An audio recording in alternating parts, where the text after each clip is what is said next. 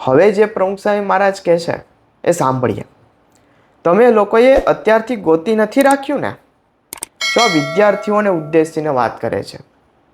વિદ્યાર્થીઓ, યુવાન વિદ્યાર્થીઓ જેવા થઈને પ્રમુખ સ્વામી મહારાજ વાત કરે છે કે તમે લોકોએ અત્યારથી ગોતી નથી રાખ્યું ને? કેટલા માન દઈને પ્રમુખ સ્વામી મહારાજ વાત કરે છે. તમે લોકો એના કરતાં યુવાનો કેટલા બધા નાના છે, છતાં પણ માન આપીને વાત. અત્યારે લવ ન કરવો, પ્રેમ ના કરવો. અત્યારે ભગવાન, સંત અને અભ્યાસમાં લવ છે એ બરાબર છે. ભણી ગણીને હોશિયાર થશો તો પેલું તો સામે ચાલીને જોઈએ એવું મળશે. પ્રમુખ સ્વામી મહારાજ આ વિદ્યાર્થીઓને સમજાવે છે કે અત્યારે ભગવાન અને સંતમાં અને અભ્યાસમાં લવ છે, પ્રેમ છે એ બરાબર છે. જો સારું ભણ્યા હશો તો પેલો તો જોઈએ તેવું સામે ચાલીને આવશે. પ્રમુખ સ્વામી મહારાજ પોતે સંત હતા. ભગવાન સ્વામિનારાયણના સ્ત્રી ધનના ત્યાગી સંત હતા. પંચવર્તમાન યુક્ત સંત હતા.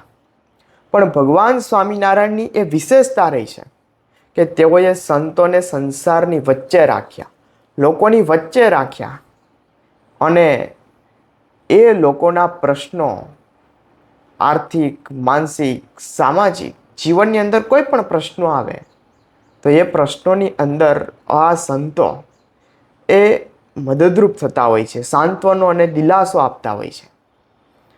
અહીંયા પ્રમુખ સ્વામી મહારાજે વાત કરી કે અત્યારે ભગવાન અને સંતમાં લવ છે ને એ બરાબર છે. આવી શું કામ વાત કરી? કારણ કે ભગવાન અને સંત એ આપણને સાચો અને સારો માર્ગ બતાવતા હોય છે. આપણે કંઈક ખોટું કરતા હોઈએ તો આપણે ટોકવાવાળું કોણ? તો આ સંતો આપણને રોકતા ટોકતા હોય છે, આપણે વિવેકથી પાછા વાળતા હોય છે. જેમ અહીંયા પ્રમુખ સ્વામી મહારાજ છે અત્યારે યુવાનોને સમજાવી રહ્યા છે. પહેલું તો સામે ચાલીને જોઈએ એવું મળશે. છોકરીઓની બાબતમાં ધ્યાન રાખવું. અત્યારથી કમિટમેન્ટ કરવું જ નહીં. ઘણા બધા ઉતાવળમાં કમિટમેન્ટ કરી નાખે અને પછી ઘરેથી પ્રશ્ન આવે અને બીજા જાતના પ્રશ્નો આવે અને પછી છે એ કંઈ વાત આગળ ચાલે નહીં. અને પ્રેમની અંદર એટલા બધા ઊંડા ઉતરી ગયા હોય કે બ્લેડના ચેકા મારી દે, પછી કોક ઝઘડે અને કોક આત્મહત્યા અને સુસાઇડ પણ કરે, મરે અને મારે. એવું બધું અત્યારે પ્રેમ પ્રકરણોમાં થાય છે. આ 1988ની અંદર પ્રમુખ સ્વામી મહારાજ આ યુવાનોને છે પ્રેરણા આપી રહ્યા છે કે ઉતાવળમાં ક્લેશ થાય, માટે ધીરજ રાખવી. એક વખત પહેલાં વિચારે ચડી જવાય, પછી હોશિયાર હોય તોય ગાંડા જેવો થઈ જાય. પ્રમુખ સ્વામી મહારાજ કહે છે કે એક વખત પહેલાં વિચારે ચડી જવાય ને પછી હોશિયાર હોય તોય ગાંડા જેવો થઈ જાય. લાઈફ બગડી જાય, પાછળથી લગ્ન થવાના જ છે ને.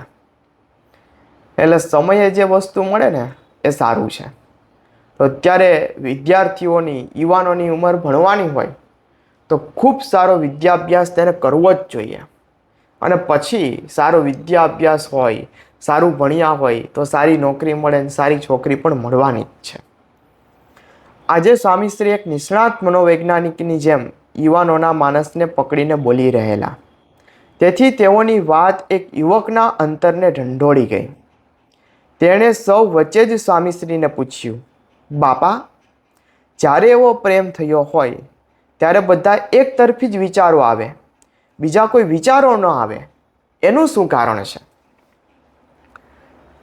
પ્રમુખ સ્વામી મહારાજની વિશેષતા હતી તેઓની આ સરળતાને તેમના વ્યક્તિત્વની આ એક ઉચ્ચ કક્ષા હતી કે સામાન્ય યુવાનો પણ પ્રમુખ સ્વામી મહારાજને પોતાને મૂંઝવતા પ્રશ્નો પૂછી શકે. આ તો પ્રમુખ સ્વામી મહારાજે જ વાત કરી છે અને એ જ વાતના આધારે એક યુવકે કેટલી નિખાલસતાથી પ્રમુખ સ્વામી મહારાજને પ્રશ્ન પૂછ્યો છે. આપણે જ જવા દઈએ. ઘણા બધાનું વ્યક્તિત્વ એવું હોય કે લોકોને સમજાવતા હોય, પણ એ સમજાવ્યા પછી બીજા લોકોને પ્રશ્ન પૂછવો હોય ને તો ખચકાતા હોય, ખુલીને વાત કરી શકતા ન હોય. આજે વિદ્યાર્થીઓ, યુવાનો પોતાના માતા પિતાની સમક્ષ પણ ખુલીને વાત કરી શકતા નથી. એવા સમયે 1988માં પ્રમુખ સ્વામી મહારાજને યુવાનો આવા પ્રશ્નો પૂછી શકતા. જો આ પ્રશ્નો કેટલો બધા યુવાનોને સ્પર્શે એવો છે કે જ્યારે એવો પ્રેમ થયો હોય ત્યારે બધાને એક તરફી જ વિચારો આવે. કેટલી સાચી વાત છે. અને ખરેખર એવું છે. પ્રેમની અંદર માણસ પાગલ બને પછી તેને બીજું કંઈ દેખાય નહીં, બીજો કોઈ વિચાર ના આવે. એનું કારણ શું? તો એનું કારણ પૂછ્યું. વચનામૃતની અંદર જે રીતે સંતોએ, હરિભક્તોએ શ્રીજી મહારાજને નિખાલસ થઈને પ્રશ્ન પૂછ્યા છે ને, એ જ રીતે આ યુવાનોએ છે ને પ્રમુખ સ્વામી મહારાજને પ્રશ્નો પૂછ્યા છે.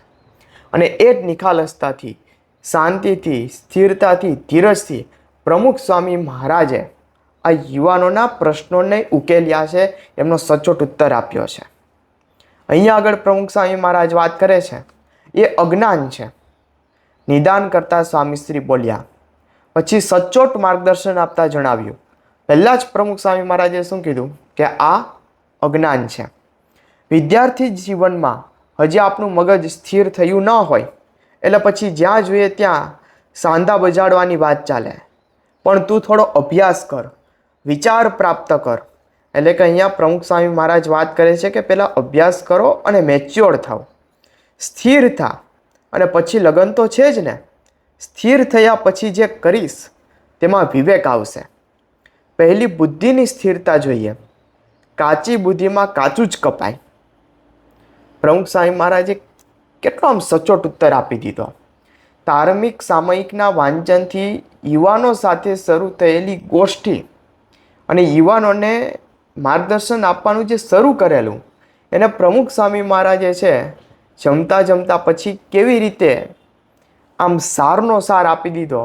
અને કોઈ પણ યુવાન હોય એ એમના જીવનની અંદર દરેક પ્રકારે પ્રગતિ કરી શકે તેની વાત પ્રમુખ સ્વામી મહારાજે છે અહીંયા કરી. શું વાત કરી કે સ્થિર થયા પછી જે કરીશ ને તેમાં વિવેક આવશે.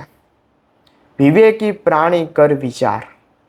તો મેચ્યોર થયા પછી છે ને આપણા વિચારો સ્થિર થયા પછી કોઈ પણ આપણે નિર્ણય લઈએ ને તો એ સારી રીતે એ નિર્ણય લેવાતો હોય છે. પહેલી બુદ્ધિની સ્થિરતા જોઈએ. કાચી બુદ્ધિમાં કાચું જ કપાય. કારણ કે યુવાનોને પ્રેમ થાય એ ભગવાન સ્વામિનારાયણે જે રીતે વાત કરી ને કે રૂપે કરીને પ્રેમ થાય, ગુણે કરીને થાય, તો ઘણી બધી રીતે પ્રેમ તો થાય. તો ઘણી વખત પ્રેમ નથી હોતો, ખોટું આકર્ષણ હોય છે, રૂપનું આકર્ષણ હોય. ઘણી બધી વખત તો આપણી ઈચ્છા પૂરી થતી હોય, જરૂરિયાતો સંતોષાતી હોય, એટલે પ્રેમના ચક્કરની અંદર પડ્યા હોય. બાકી પ્રેમ જેવું તો કશું હોતું જ નથી. અને આ વાત આ પ્રમુખ સ્વામી મહારાજ કરે છે એટલે વિશે એમ નહીં. મારો એક પ્રસંગ કહું. થોડાક દિવસ પહેલાં હું એક સગાઈની અંદર ગયો. મિત્રની સગાઈ હતી. બધા વાત કરતા હતા. એમાં એક વ્યક્તિએ વાત કરી, એને કોલેજની અંદર કોઈ છોકરી સાથે મિત્રતા હશે અને પછી તો એમના ભાઈને ખબર પડી એટલે બાંધવાનું થયું, વળી પાછી મિત્રતા થઈ. આ બધી વાત તે વ્યક્તિ પોતે કરતા હતા. પણ એને શું વાત કરી કે મારે તો તેની સાથે પ્રેમ હતો જ નહીં, હું તો તેનો ઉપયોગ જ કરતો હતો, હું તો મજા જ લેતો હતો. એટલે આજકાલના યુવાનો છે એ ખરેખર કોઈ વ્યક્તિના પ્રેમમાં પડે છે કે નહીં એ યુવાનોએ વિચારવું જોઈએ. જો આપણી બુદ્ધિ સ્થિર ન થઈ હોય, જો આપણે વિચારને પામ્યા ન હોય કે તાકે મેચ્યોર ન થયા હોય, તો પછી આવા પ્રેમ પ્રકરણો એ લાંબા ચાલતા નથી. છેવટે આવા પ્રેમ પ્રકરણો એ તૂટતા હોય છે. વિદ્યાર્થી હતાશ અને નિરાશ થતો હોય છે અને પછી પોતે પણ મરતો હોય છે અને બીજાને પણ મારતો હોય છે. એટલે પ્રમુખ સ્વામી મહારાજે અહીંયા આગળ જે યુવાનોને વાત કરી કે પહેલાં તો સ્થિર થવાનું, વિચારને પ્રાપ્ત થવાનો, બાકી કાચું કપાઈ જાય. તો આપણા સૌના જીવનની અંદર એવું કાચું ન કપાય. જે કંઈ પણ થાય એ પાક્કા પાયે થાય અને આપણે સર્વ પ્રકારે પ્રગતિ કરી શકીએ એવી આજે પ્રમુખ સ્વામી મહારાજના ચરણોની અંદર આપણે સૌ કોઈ પ્રાર્થના કરીએ. એમના જીવન પ્રસંગોના આધારે આપણે આવી જ રીતે ગોષ્ઠી કરતા રહીશું. ત્યાં સુધી ફરી મળીશું. ત્યાં સુધી આપ સૌને જય સ્વામિનારાયણ. ચેનલને લાઈક કરો, શેર કરો અને સબસ્ક્રાઈબ કરો.